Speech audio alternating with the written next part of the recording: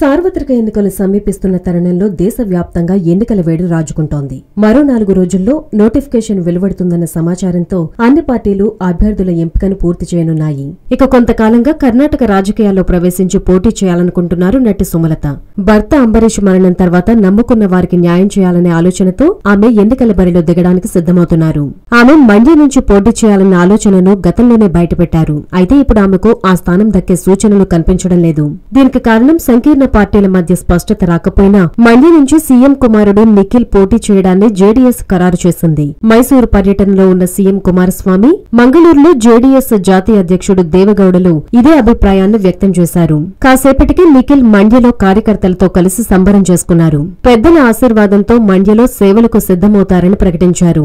మండ్య నుంచి నిఖిల్, హాసన్ నుంచి ప్రజ్వల్ పోటీ చేయడం ఖరారు చేశారు.